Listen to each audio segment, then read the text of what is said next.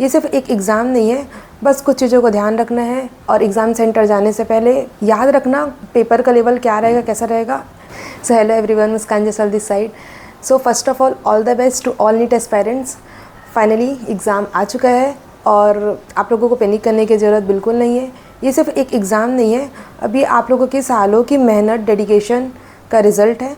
सो आपको पैनिक नहीं होना है। आप लोगों ने बहुत मेहनत की है, बस अपने प्रिपरेशन पे ट्रस्ट करो, अपने आप पे बिलीव करो।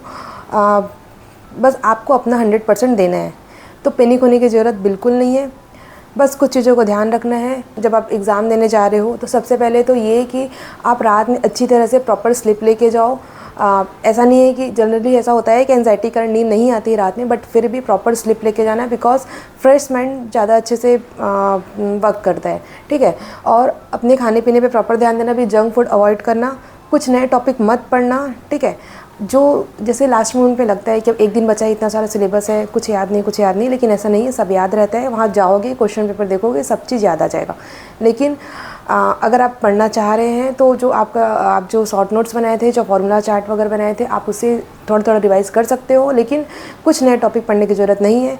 और एग्ज़ाम सेंटर जाने से पहले जो भी आपका एग्ज़ाम सेंटर आपको अलॉट हुआ है, पहले उसको आप अच्छी तरह से देख लीजिए, उसका रूट वगैरह क्या है अच्छे से वेरीफाई कर लीजिए। लास्ट मोमेंट पे ऐसा नहीं होना चाहिए कि आपको एग्ज़ाम सेंटर मिल नहीं रहा है या जिससे आप लेट पहुंच रहे हैं, ठीक है।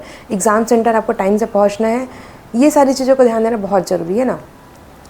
और मतलब ट्राई करना कि अभी सोशल मीडिया वगैरह से दूर रहो। एग्ज़ाम सेंटर जाओगे तो वहाँ तरह तरह के लोग मिलेंगे, आपस में डिस्कस करते रहते हैं कि मैंने ये पढ़ा, मैंने वो पढ़ा। तो देखो, अपने आप को कभी किसी से कंपेयर मत करना।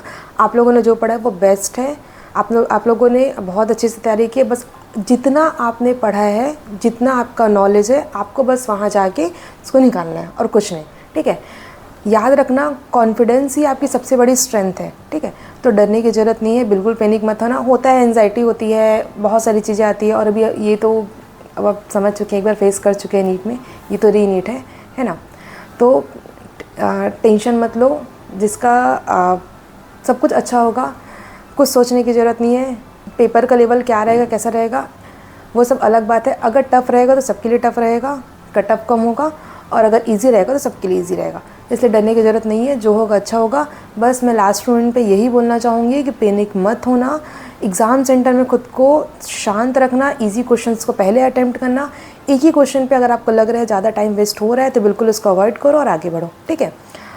सो अच्छा से एग्ज़ाम दिलाना। All the very best.